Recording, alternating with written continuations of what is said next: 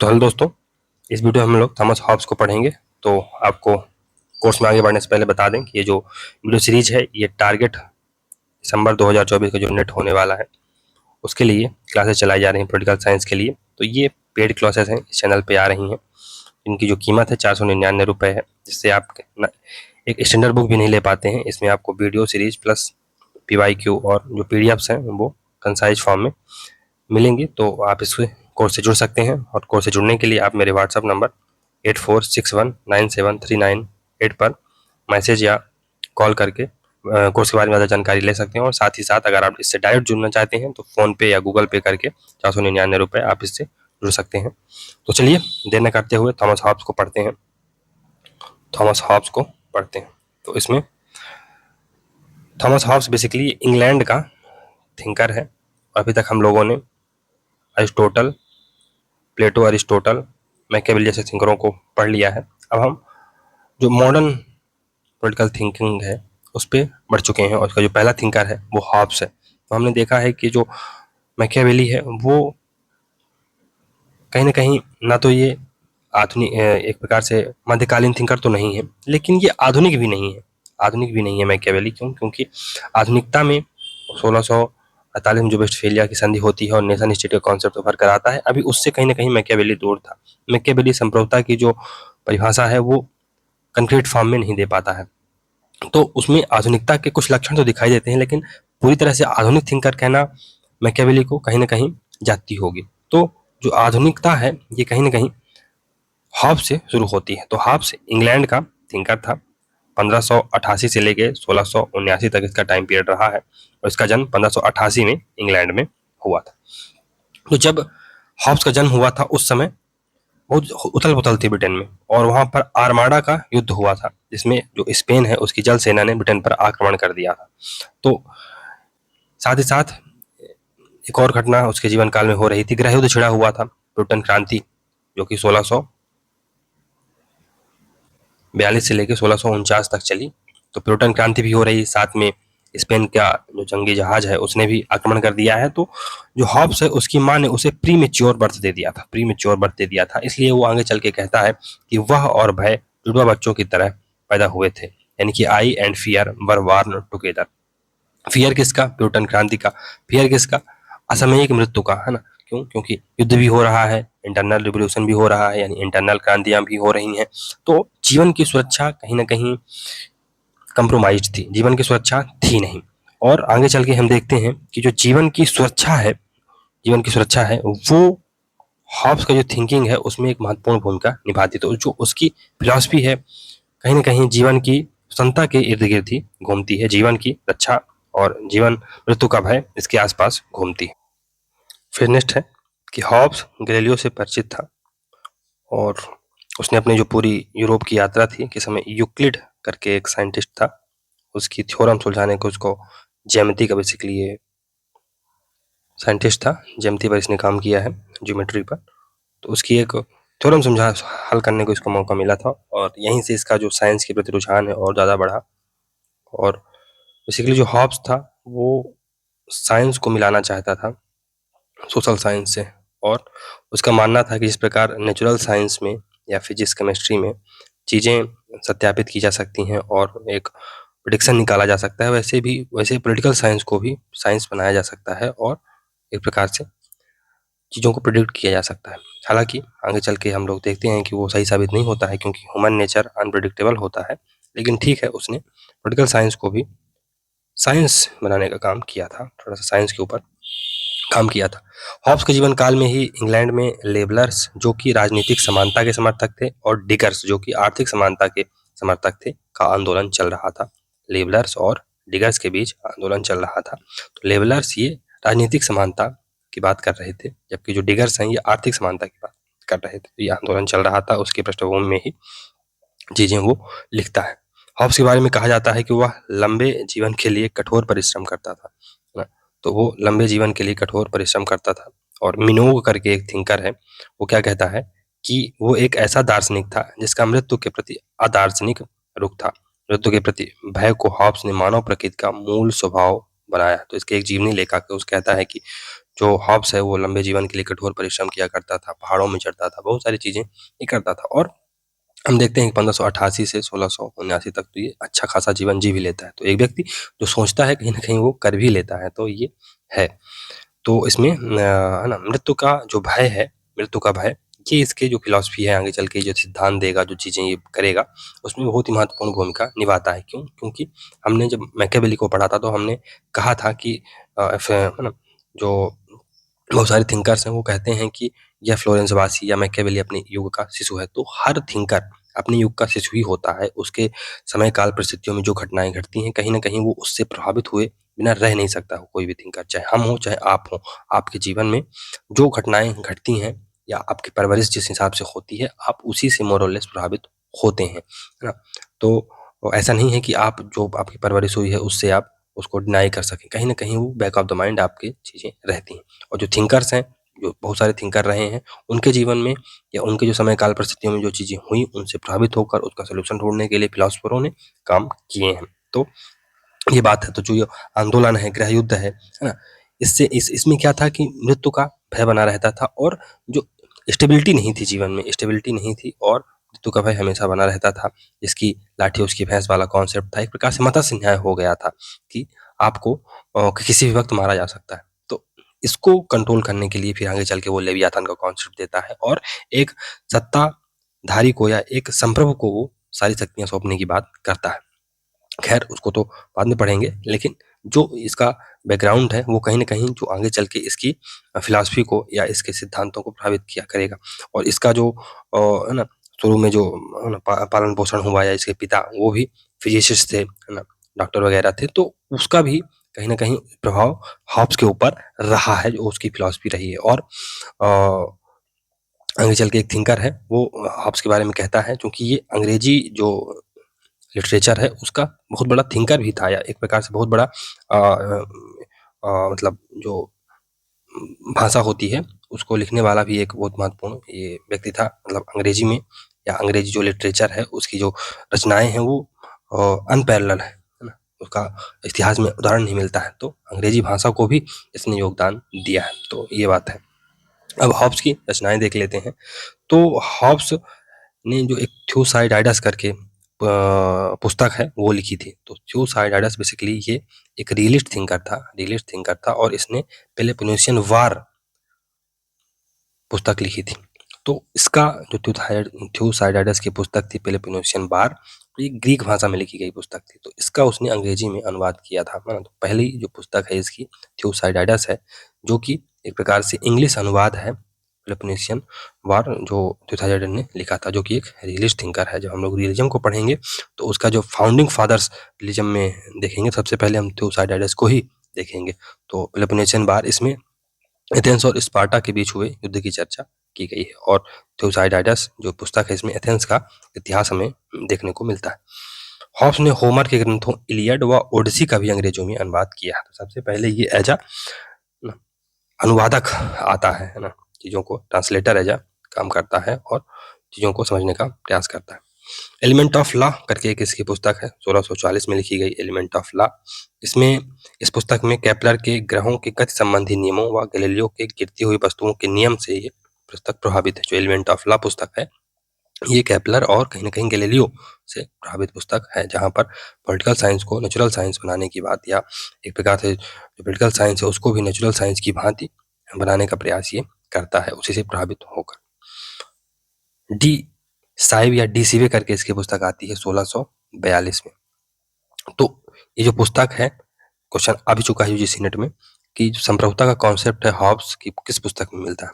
तो ज़्यादातर आप लोग सोचेंगे कि लेवियाथन में मिलता है, लेकिन ऐसा नहीं, लेवियाथन में नहीं। जो संप्रभुता का कॉन्सेप्ट है इसने डी सिवे, जो इसकी पुस्तक है डी साइब या डी सिवे, उसमें इसने उसकी परिभाषा दी है और उसका स्पष्टीकरण किया है। तो संप्रभुता की जो परिभाषा है या उसका जो स्पष्टीकरण है डी सिवे पुस्तक में देखने को मिलता है।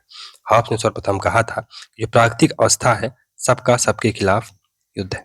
तो इसी पुस्तक में उसने सबसे पहला ये स्टेटमेंट दिया था कि जो स्टेट ऑफ नेचर है वो war of all against all है। यहाँ पर सबका सबके खिलाफ युद्ध है। बेसिकली ये मत्स्य न्याय काइंड ऑफ सिचुएशन है, जहाँ पर कोई नियम नहीं है, कोई नैतिकता नहीं है और लोग केवल और केवल माइट इज राइट के कॉन्सेप्ट पे चल रहे हैं, जिसकी लाठी उसकी भैंस है, यानी कि जो शक्तिशाली है वही प्रिवेल कर रहा है। और हॉब्स ने अपनी जो महान रचना है, ये बेसिकली हॉब्स का मानना था, हॉब्स एक महान रचना लिखना चाहता था, मैग्नस ओपस।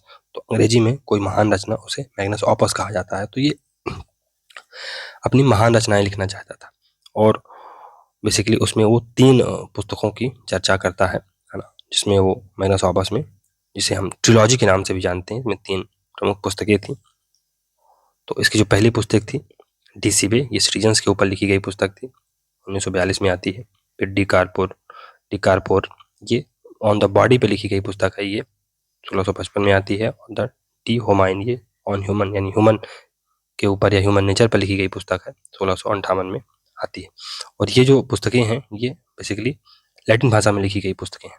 तो डीसीबे ये ऑन द सिटीजन यानी ये सिटीजन्स के ऊपर, नागरिकों के ऊपर लिखी गई पुस्तक है, 1642 में आती है। डी कारपोरेर, ये ऑन द बॉडी यानी ह्यूमन बॉडी पर पुस्तक लिखी गई है, 1655 में आती है। और डी होमाइन, ये ऑन द मैन यानी कि ह्यूमन नेचर या ह्यूमन के ऊपर पुस्तक लिखी गई, ये 1658 में 1658 में पुस्तक आती है। तो अब डी कारपोरे ये 1655 में पुस्तक आती है। तो इसमें हॉब्स ने प्राकृतिक अवस्था का विवेचन किया, स्टेट ऑफ नेचर का इसमें इसने वर्णन दिया। तो पहली बार जो स्टेटमेंट है कि जो स्टेट ऑफ नेचर है war of all against all है, ये लिखता किसमें है, ये डीसीवे में लिखता है, डीसीवे में लिखता है।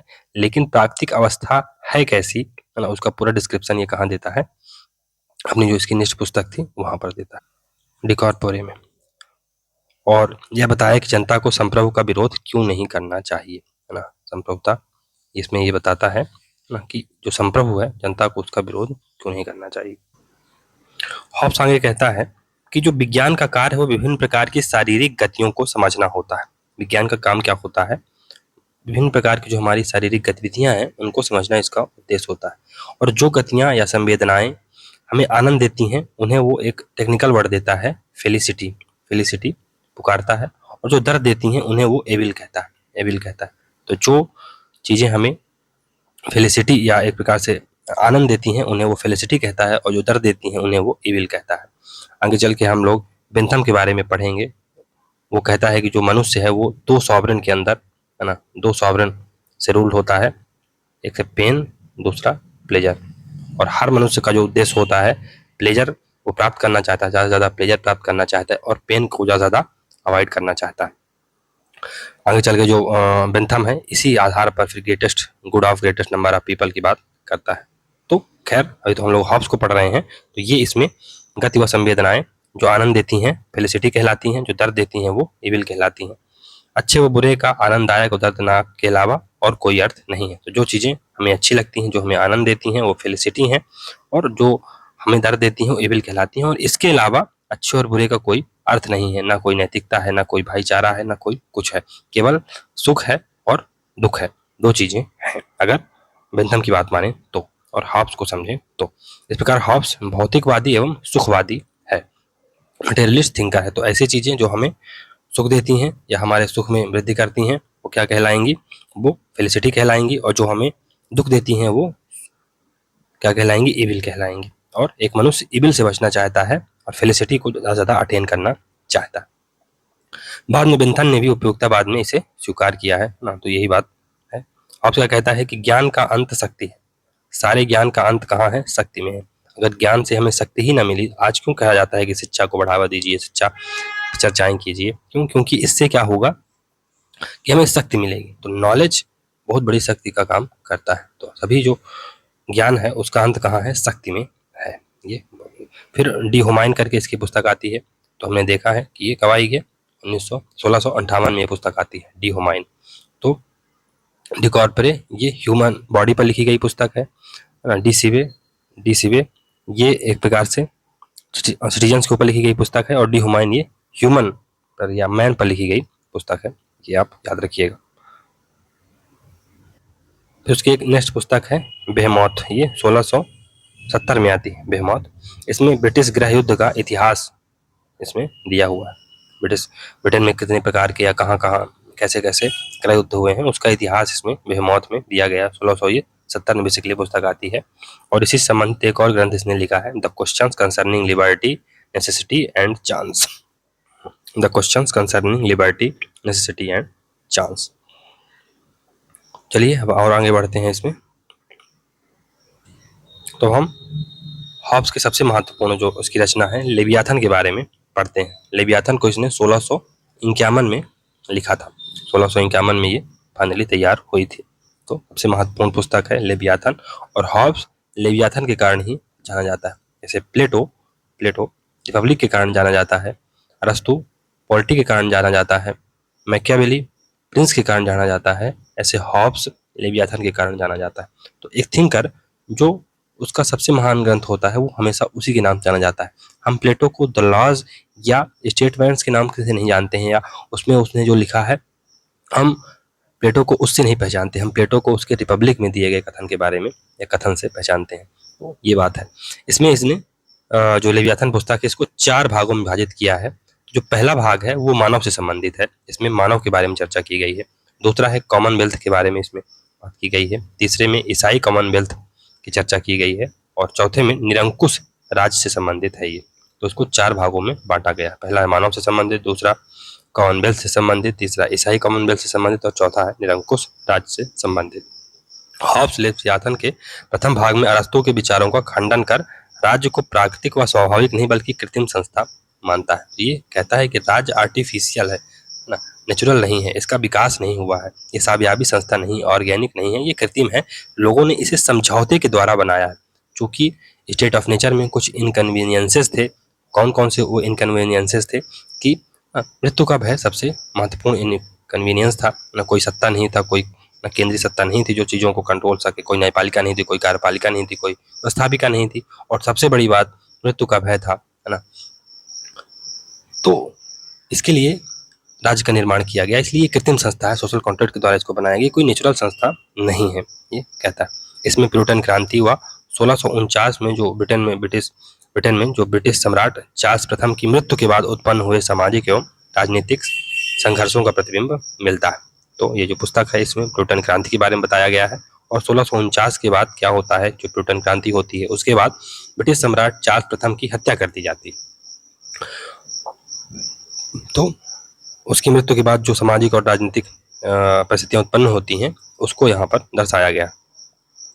और ये जो क्रांति है ये हिंसक क्रांति हुई है। यहाँ पर हिंसा के द्वारा राजा को प्रतिस्थापित किया गया, राजा को मार दिया गया। तो इसका जो विचार है ह्यूमन नेचर के प्रति निगेटिव हो जाएगा, है ना, क्योंकि मनुष्य ने हिंसा की और हिंसा करके राजा को हटाया। जबकि आगे चल के हम देखेंगे लॉक, क्योंकि लॉक में जो सत्ता परिवर्तन हुआ था वो ब्लडलेस हुआ था, या एक प्रकार से उसे ब्लडलेस रिवोल्यूशन भी कहा जाता है, खून रहित क्रांति। तो वो मानव को अच्छा, है ना, गुड लाइट में लेता है। तो थोड़ा सा ये भी इसके विचार यहाँ से प्रभावित होते हैं। लेवियाथन में व्यक्ति और राज्य तथा धर्म व राज्य के आपसी संबंधों का वर्णन किया गया। लेवियाथन में व्यक्ति व राज्य तथा धर्म व राज्य के आपसी संबंधों का वर्णन किया गया। कॉमनवेल्थ राजनीतिक व धार्मिक दोनों मामलों में सर्वोपरि है। राजनीतिक इन द सेंस की लौकिक मामलों में, और धार्मिक यानी कि परलौकिक मामलों में, दोनों में एक प्रकार से सर्वोपरि क्या है, कॉमनवेल्थ है। कॉमनवेल्थ बेसिकली कुछ नहीं है, स्टेट है। तो स्टेट ना केवल एक प्रकार से इंटरनल या एक्सटर्नल मामलों में सुप्रीम है, बल्कि जो पोप की सत्ता है या चर्च की सत्ता है, धार्मिक मामलों में भी ये स्वतंत्र है। जबकि जो मैकियावेली है वो भी नैतिकता और एक प्रकार से धर्म को अलग करने की बात करता है, राजनीति और धर्म को अलग करने की बात करता है, लेकिन उतना ज़्यादा वो क्लासिफिकेशन नहीं करता है ना। लेकिन जो हॉब्स है ये पूरी तरह से यहाँ पर हमें क्लासिफिकेशन देखने को मिलता है, और कहता है कि जो धार्मिक सत्ता है या राजनीतिक संस्था है, लौकिक या परलौकिक, दोनों किसके अधीन है, या दोनों में सर्वश्रेष्ठ कौन है, स्टेट है। चलिए हम नेक्स्ट देखते हैं। तो इसमें हम अब देखेंगे कि हॉब्स ने मध्ययुगीन पांडित्यवाद यानी स्कॉलिज्म का एक प्रकार से यहाँ पर पूर्णतः खंडन किया। बेसिकली मध्य युग में क्या होता था कि कोई भी फिलासफर रहे वो क्या करता था कि अपनी जो फिलॉसफी है चीज़ों को एक्सप्लेन करने का, वो कहीं ना कहीं वो रिलीजन बेस्ड कर देता था। मतलब कुछ भी कहेगा तो रिलीजन को केंद्र में रखेगा, फिर अपनी फिलॉसफी देगा, है ना। तो इस चीज़ का वो कहीं ना कहीं हॉब्स उसकी भर्त्सना करता है कि आप रिलीजन को हर जगह क्यों घुसा रहे हो, है ना, क्योंकि रिलीजन इतना महत्वपूर्ण है नहीं। अब एनलाइटनमेंट आ चुका है ना, रेनेसां हो चुका है, तो अब रिलीजन या जो पोप की सत्ता है उसे बैक बर्नर पर रख दिया गया है और इसे एक व्यक्ति के निजी एक प्रकार से निजी जीवन का हिस्सा मान लिया गया है। तो अब आप इसको चीज़ों को बार बार मत घुसाइए रिलीजन को हर सिद्धांत में, हर फिलॉसफी में। फिर हॉब्स चर्च कॉमनवेल्थ के अधीन राज्य अन्य संघों ही जैसा एक संघ है। तो हॉब्स क्या कहता है कि चर्च कॉमनवेल्थ के अधीन, यानी चर्च यानी कि पोप कॉमनवेल्थ यानी स्टेट के अधीन जैसे बहुत सारी संस्थाएं हैं, सामाजिक, आर्थिक, धार्मिक, उन्हीं संस्थाओं में से एक संस्था है ये, और इसका बहुत ज़्यादा अस्तित्व है नहीं। हॉब्स धर्म के साथ साथ नैतिकता को भी बिल्कुल महत्व नहीं देता है ना, धर्म के साथ साथ ये नैतिकता को भी महत्वपूर्ण नहीं मानता है ना। वही बात है कि सारी जो चीज़ें हैं वो या तो हमें सुख देंगी जिसे वो फेलिसिटी कहता है, और या तो दुख देंगी जिसे इविल कहता है, और सारी चीज़ों को इन्हीं आधार पर हमें मापना चाहिए कि कौन सी चीज़ें हमें दुख दे रही हैं, कौन सी चीज़ें सुख दे रही हैं। नैतिकता जैसी कोई चीज़ नहीं होती है।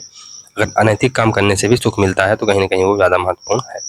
हॉब्स का प्रसिद्ध कथन है स्वयं को जानो, है ना, नो योर सेल्फ, अर्थात नैतिकता व अनैतिकता सापेक्ष होती है, उसका मानदंड मनुष्य स्वयं है। तो आप नॉन वेजिटेरियन हैं या नहीं हैं ये आपके ऊपर निर्भर करता है। अब आप इसे कहें कि नॉन वेजिटेरियन होना अनैतिक है, वेजिटेरियन होना नैतिक है, तो ये आपकी विचारधारा है। क्यों? क्योंकि पूरा वेस्टर्न वर्ल्ड, इवन जो अब ऐसे लोग जैसे केरल वगैरह के लोग, है ना, जो समुद्र से लगे हुए जो राज्य हैं भारत के, वहाँ पर ये मछलियों को खाना या नॉन वेजिटेरियन होना कोई बहुत बड़ी बात नहीं, क्योंकि वहाँ पर खाने का सोर्स ही केवल वही है ना। तो ये नैतिकता के गुण हम यहाँ बैठ के बता सकते हैं कि ये ना मांस खाना या ना खाना नैतिक है, अनैतिक है ना, अनैतिक है। लिव इन रिलेशनशिप जैसे भारत में ये अनैतिक है, लेकिन विदेशों में ये बहुत कॉमन चीज़ है। तो नैतिकता के जो मानदंड है वो मनुष्य पर निर्भर करते हैं ना। आप अगर स्वयं को जान जाओगे तो आप ये जान जाओगे कि नैतिकता नैतिकता ये सापेक्ष है, इनका मानदंड मनुष्य स्वयं है। जो चीज़ें अफगानिस्तान में गलत हो सकती हैं वो अमेरिका में सही हो सकती हैं, और जो अमेरिका में गलत हो सकती हैं अफगानिस्तान में सही हो सकती हैं। तो इसका जो मानदंड है वो मनुष्य स्वयं डिसाइड करेगा। कोई फिलोसफर या कोई चीज़ ऐसी नहीं है जो डिसाइड कर दे कि यूनिवर्सल चीज़ें ये हैं, बस यही नैतिकता है, और कुछ इसके खिलाफ जाओगे तो आप अनैतिक हो जाओगे, ऐसा कुछ है नहीं। फिर माइकल ऑक्सफोर्ड जो थिंकर है ये कहता है कि लेवियाथन अंग्रेजी भाषा में रचित राजनीतिक दर्शन की महानतम, शायद एकमात्र महानतम रचना है। तो ये जो माइकल ऑक्सफोर्ड है ये लेवियाथन को अंग्रेजी भाषा में रचित एक महानतम, शायद एकमात्र महानतम रचना मानता है। तो ये हमने पहले भी कहा था, जो लेवियाथन है ये न केवल पॉलिटिकल पर्पजेस से लिखी गई पुस्तक है, बल्कि इसका लिटरेचर में भी बहुत बड़ा महत्वपूर्ण योगदान है। तो हॉब्स का जो लिटरेचर में चीज़ों को लिखने का, है ना, समझने का और उनको एक्सप्लेन करने का जो एक प्रकार से काम है वो अनपैरेलल रहा है, ये भी आप समझ सकते हैं। लेकिन अब हर व्यक्ति तो आपका समर्थन करेगा नहीं, कुछ विरोधी भी आपके रहेंगे, क्योंकि वो समय भी ऐसा है। हमने देखा था कि लेवलर्स और एक प्रकार टिगर्स के बीच आंदोलन चल रहा था। फिर ऐसे लोग जो अब जैसे मान लो 1648 में राजा को हटा दिया गया सत्ता से, लेकिन कुछ ऐसे लोग होंगे जो राजा की सत्ता को बनाए रखना चाह रहे होंगे, कुछ उसको उखाड़ना चाह रहे होंगे, तो उनके बीच भी संघर्ष हो रहा है। तो जो राजा की सत्ता को बनाए रखना चाह रहे थे उसमें क्लेरेंडन, काउले, फिल्मर, व्हाइट हॉल ये हैं, और इन्होंने इसकी पुस्तक की आलोचना की है, और कैलेंडर ने तो लेवियाथन को जलाने तक की सलाह दे डाली। तो ये है ना कहीं इसके विरोधी विचारक हैं, विरोधी विचारक हैं। आगे और बढ़ते हैं इसमें। व्हाइट हॉल करके एक थिंकर है, वो कहता है कि लेवियाथन में उच्चश्रृंखल प्रिंसिपल यानी लुइड प्रिंसिपल दिए गए हैं, यानी कि एक प्रकार से कोरी बातें लिखी गई हैं, है ना, ऐसी बातें लिखी गई जिनका रियलिटी से कोई सरोकार ही नहीं है। तो लेवियाथन में उच्चश्रृंखल प्रिंसिपल, लुइड प्रिंसिपल्स लिखे हुए हैं, ऐसा व्हाइट हेड बोलता है। काउले क्या कहता है कि हॉब्स को मलीबेरी का दैत्य कहता है। तो बेसिकली जो हॉब्स है ये, जैसे मान लो इंग्लैंड है तो इंग्लैंड पूरा इंग्लैंड थोड़ी है, कहीं भारत है, भारत में जो भारत है वो राज्यों में बटा हुआ है। ऐसे मलीबेरी एक या तो स्टेट कह लीजिए या टाउनशिप कुछ तो था जहाँ से हॉब्स ओरिजिनली बिलोंग करता था। जैसे मान लो आप जैसे मान लो कोई शहर से बिलोंग करते हो तो शहर में भी आप पर्टिकुलर स्थान से बिलोंग करते होगे। ऐसे ही हॉब्स को बेसिकली मालबरी से बिलोंग करता था, और इसलिए काउले इसे मालबरी का दैत्य कहता है, एक प्रकार से आलोचना ही कर रहा है। ब्रिटेन की पार्लियामेंट्री कमेटी ने लेवियाथन को नास्तिकता की सबसे जहरीली रचना कहा है। नास्तिकता की सबसे जहरीली रचना क्यों कहा है? क्योंकि इसमें पोप के खिलाफ बातें की गई हैं। तो जो धर्म के खिलाफ बातें करेगा तो एक प्रकार से नास्तिक होगा ही, है ना। खैर, ऐसा माना जाता है, हो भी सकता है, नहीं भी हो सकता है, तो डिपेंड करता है कि आप क्या सोचते हैं। फिल्मर इसके निष्कर्ष से तो संतुष्ट था, पर प्रायस्थापनाओं से नहीं। तो निष्कर्ष क्या थे इसके? एक लेवियाथन क्रिएट करो, है ना, एक लेवियाथन क्रिएट करो। लेकिन इसके जो प्रीमाइजेस थे, प्रीमाइजेस क्या थे, इसकी जो प्रायस्थापनाएं क्या थी? पोप की सत्ता को अधीन करो, ये करो, वो करो। उससे ये एक प्रकार से सरोकार नहीं रखता था या फिल्मर। मैकफरसन ने हॉब्स को बुर्जुआ समाज का इतिहास लेखक बताते हुए उसके प्राकृतिक व्यक्ति को उखड़ा हुआ मनुष्य कहता है। तो बुर्जुआ समाज क्या था? तो बेसिकली हो क्या रहा था कि हम अब एनलाइटनमेंट के एरा से थोड़ा सा बाहर आ गए हैं। अब हम यहाँ तक आते आते कहीं ना कहीं कैपिटलिज्म की तरफ बढ़ रहे हैं। अभी तो कैपिटलिज्म नहीं आएगा, अभी मर्केंटलिज्म आएगा, लेकिन व्यापारवाद तो आ ही जाएगा, है ना। ट्रेडिंग जो चीजें हैं, मर्केंटलिज्म, वो तो आ ही गया था। तो अब लोग अमीर बनना स्टार्ट हो गए थे। और जो ये वर्ग है, बुर्जुआ वर्ग, ये एक प्रकार से आगे चल के, है ना, ये हैव क्लास बन जाएगा, ये कैपिटलिस्ट क्लास आगे चल के बन जाएगा। तो मैकफरसन है ये हॉब्स को बुर्जुआ समाज का, यानी वही कैपिटलिस्ट समाज का ये लेखक बताता है ना। क्योंकि आप कह रहे हैं कि नैतिकता अनैतिकता कुछ नहीं होती है, सब कुछ सापेक्ष है ना। आप अपने हिसाब से जो चीज़ें आपको सुख देती हैं उसको आप स्वीकार करो, जो दुख देती हैं उसको दूर भगाओ। तो ये कहीं ना कहीं आप मटेरियलिज्म की तरफ बढ़ रहे हैं, कहीं ना कहीं आप लोगों को भौतिकवादी बना रहे हैं। तो यही बात है कि बुर्जुआ समाज का एक प्रकार से इतिहास लेखक है, और उसका जो प्राकृतिक व्यक्ति है जिसके पास नैतिकता अनैतिकता से वो परे है, वो एक उखड़ा हुआ मनुष्य है। एक व्यक्ति जो मानवता पर विश्वास नहीं करेगा या मानवता को यूनिवर्सल प्रिंसिपल नहीं मानेगा, तो वो उखड़ा हुआ व्यक्ति ही कहलाएगा। यही बात है कि उसका जो प्राकृतिक व्यक्ति है कहीं ना कहीं उखड़ा हुआ व्यक्ति है। मैकफरसन ऐसा बोलता है। हालांकि आगे चल के जो लेखक हैं या थिंकर्स हैं वो कहते हैं कि जो मैकफरसन है वो इतिहास को धूमिल कर रहे हैं, इतिहास की गलत व्याख्या कर रहे हैं। हॉब्स उस प्रकार से चीज़ों को नहीं बताता है जिस प्रकार से ये उसको इंटरप्रेट कर रहे हैं। खैर, ये तो विवाद का विषय है, लेकिन था ऐसा ही। हॉब्स की जो अध्ययन पद्धतियां हैं, मेथोडोलॉजी, तो हमेशा मेथोडोलॉजी से क्वेश्चन पूछ लिया जाता है ना। प्लेटो की मेथोडोलॉजी से क्वेश्चन आ चुका है, हॉब्स की मेथोडोलॉजी से पुस्तक है ना क्वेश्चन आ चुका है। हॉब्स कहाँ से बिलोंग करता था, कभी कभी ये भी क्वेश्चन आ जाता है। तो दिमाग में ये रखिएगा, है ना। इंट्रोडक्शन में चीज़ें बताई जा रही हैं कि ये, है ना, इंग्लैंड से बिलोंग करता था या कहाँ से बिलोंग करता था। तो ये इसलिए बताया जा रहा है ताकि चीज़ें आपके बैक ऑफ द माइंड में रहें कि एक आध क्वेश्चन ऐसे सिली मिस्टेक से गलत ना हो पाए। तो जो हॉब्स की अध्ययन पद्धतियां हैं, आंशिक रूप से गैलीलियो और फ्रांसिस बेकन की जो रिजोल्यूटिव कंपोजिट मेथड है, और आंशिक रूप से यूक्लिड की डिडक्टिव रीजनिंग से, यानी निगमनात्मक पद्धति, है ना, वही निगमनात्मक यानी डिडक्टिव मेथड से, डिडक्टिव रीजनिंग से प्रभावित है। जिसकी हमने देखा था कि डिडक्टिव मेथड किसका था? प्लेटो था। इसमें हम लोग क्या करते हैं, जनरल से स्पेसिफिक की तरफ जाते हैं, है ना। त्रिभुज के तीनों कोणों का योग 180 अंश होता है, ऐसा हम बोल देंगे, फिर उसको सिद्ध करते जाएंगे। तो ऐसे हॉब्स भी करेगा कि मानव का स्वभाव एक प्रकार से क्रूर होता है, क्रोधी होता है, लोभी होता है, और फिर वो उसको सिद्ध करेगा इंस्टेंसेसों के माध्यम से। तो इस प्रकार इसकी जो पद्धति है निगमनात्मक है, डिडक्टिव है, और रिलेटिव कंपोजिट भी है। रिलेटिव कंपोजिट जो मेथड है, बेसिकली इसमें क्या किया जाता है, जैसे मान लो कोई समस्या है, अगर आपको, जैसे मान लो अगर एक हाथी को आपको खाना है, लिटरल सेंस में नहीं, अगर आपको कोई बहुत बड़ा कार्य करना है या बहुत बड़ा आपके पास प्रोजेक्ट है, अगर उसको आपको कंप्लीट करना है, ऐसा लग रहा है कि हो ही नहीं पाएगा, जैसे आपको लगता है कि दिसंबर 2024 में मेरा जेआरएफ नहीं हो पाएगा, तो ये एक, है ना, या कि आपको जेआरएफ निकालना है ना, या आपके पास एक बहुत बड़ा कार्य है उसको करना है, तो आप कैसे करेंगे? आप चीज़ों को, जो अपनी योजना है उसको, जो बहुत बड़ी चीज़ है उसको छोटे छोटे हिस्सों में आप बांट देंगे, फिर उसको आप उस पर काम करेंगे, और जैसे एक हिस्सा पूरा हो जाए दूसरे में पहुंचे, दूसरे से तीसरे में पहुंचिए। तो ये होती है रिजोल्यूटिव कंपोजिट मेथड, यानी पहले चीज़ों को आप थोड़ा थोड़ा करके काट दीजिए, फिर उनको कंपोजिट कर दीजिए, इकट्ठा कर दीजिए, है ना। तो ऐसे चाइना भी करता है, क्या करता है कि वो रिवर्स इंजीनियरिंग करता है, पहले सबको अलग कर देगा, है ना, इंजीनियरिंग सीख लेगा, फिर उसको कंपोजिट कर देगा। कुल मिला के आप पहले चीज़ों को पार्ट बाय पार्ट समझिए, फिर उसको कंपोजिट कर दीजिए। ये है रिलेटिव कंपोजिट मेथड। हॉब्स ने राजनीति के अध्ययन में ज्यामिति, भौतिकी व मनोविज्ञान का, न ही इतिहास व नीति विज्ञान का प्रयोग किया। तो हॉब्स ने ज्यामिति, भौतिकी व मनोविज्ञान का प्रयोग किया है अपनी जो अध्ययन पद्धति है उसमें, है ना। उसने देखा था कि यूक्लिड की उसे एक थ्योरम सुलझाने को मिला था, भौतिकी से ये, है ना, नेचुरल साइंस है उसको ह्यूमन साइंस है ना, जो पॉलिटिकल साइंस है उसे नेचुरल साइंस बनाने का प्रयास ही कर रहा था। मनोविज्ञान का भी उसने प्रयोग किया है, क्योंकि उसने मानव स्वभाव के बारे में चर्चाएं की हैं अपनी पुस्तकों में। तो कहीं ना कहीं उसने ज्यामिति, भौतिकी और मनोविज्ञान का प्रयोग किया है। इतिहास इतिहास की बात कौन करता है? मैकियावेली, है ना, उसको ये हिस्टोरिकल जो मेथड है उसका ये उपयोग नहीं करता है। नीति विज्ञान, जिसकी बातें अरिस्टोटल और प्लेटो जैसे थिंकर करते हैं, उसकी बातें भी ये नहीं करता है। सेवाइन ने हॉब्स की अध्ययन पद्धति को निगमनात्मक कहा है, वह डिडक्टिव कहा है। ठीक है ना। अब ये बताने की जरूरत नहीं डिडक्टिव मेथड क्या होता है। चलिए इसमें और आगे देखते हैं। तो ठीक है दोस्तों, ये अभी यहीं तक रखते हैं। आगे चल के नए कॉन्सेप्ट आने वाले हैं, तो इनको नेक्स्ट वीडियो में पढ़ने का प्रयास करेंगे, तो आप उस हिसाब से इसको कर लीजिएगा।